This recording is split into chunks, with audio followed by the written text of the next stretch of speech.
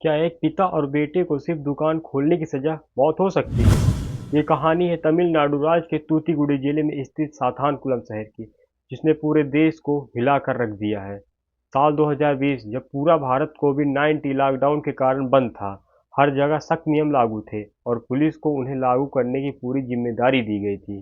लेकिन इसी दौरान तमिलनाडु के एक छोटे से शहर साथानकुलम में कुछ ऐसा हुआ जिसने कानून से और इंसानियत दोनों पर सवाल खड़े कर दिए। बात है 19 जून 2020 की। एक छोटी सी मोबाइल दुकान चलाने वाले पी जयराज और उनके बेटे जे बेनिक्स की। उन पर आरोप लगा कि उन्होंने लॉकडाउन के नियम तोड़े थे। लॉकडाउन में तय हुए निर्धारित समय से ज़्यादा दुकान खोली थी।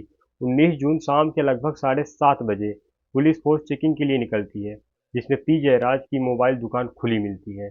पुलिस कांस्टेबल पी जयराज के पास जाते हैं और उनसे बात करते हैं, लेकिन उन दोनों में आपस में बहस हो जाती है और पी जयराज को दुकान से खींचकर पुलिस उन्हें थाने ले जाकर जेल में डाल देती है और खूब मारती है। शुरुआत में ये सब एक साधारण केस लग रहा था, लेकिन जो आगे हुआ वो बेहद डरावना था। जैसे ही ये बात पी जयराज के बेटे जे बेनिक्स को पता चलती है कि उसके पिता को पुलिस पकड़ कर ले गई है, तो वह तुरंत पुलिस स्टेशन पहुंचते हैं और पुलिस से निवेदन करते हैं कि इतनी सी बात पर कौन जेल पर डालता है। लेकिन पुलिस वाले बोलते हैं कि तुम यहाँ से चले जाओ, नहीं तुम्हें भी जेल में डाल देंगे। और जे बेनिक्स के सामने ही उसके पिता को बुरी तरह पीटने लगते हैं। यह सब देखकर जे बेनिक्स को काफ़ी गुस्सा आता है और वह पुलिस वालों को अपशब्द बोल देता है।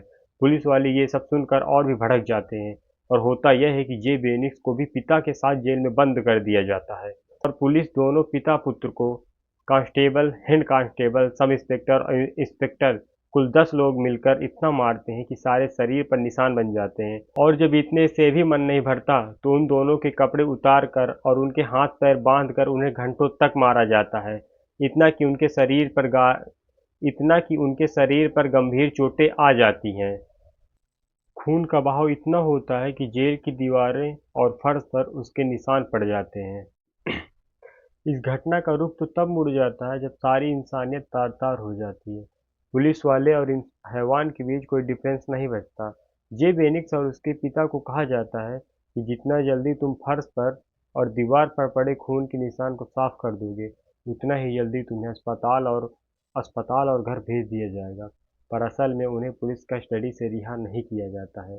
परिवार को नए कपड़े लाने के लिए कहा जाता है। हालांकि 20 जून 2020 को दोनों को मेडिकल के लिए सरकारी अस्पताल ले जाया गया। उन्हें खून से सने कपड़े बदले गए, पर 22 जून 2020 को बेनिक्स की ब्लीडिंग कंट्रोल से बाहर हो गई और ये बेहोश हो गए और अस्पताल में ही उनकी मौत हो गई। और दूसरे दिन 23 जून 2020 को जयराज के सीने में दर्द की शिकायत की और उनकी भी अस्पताल में ही मौत हो गई। व्यापारियों की मृत्यु के कारण बड़े पैमाने पर विरोध प्रदर्शन हुए।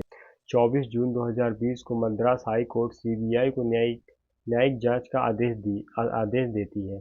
मदुरई कोर्ट ने 23 मार्च 2026 को 9 पुलिसकर्मियों को दोषी ठहराया, जबकि एक पुलिसकर्मी की मौत कोविड-19 के कारण 2020 में ही हो गई थी और कोर्ट ने भी यह कहा कि ये रेयर ऑफ रेयरेस्ट केस है, इसलिए इन्हें 6 अप्रैल 2026 को फांसी की सजा सुनाई गई। क्या कानून लागू करने वाले कभी कानून से ऊपर हो सकते हैं?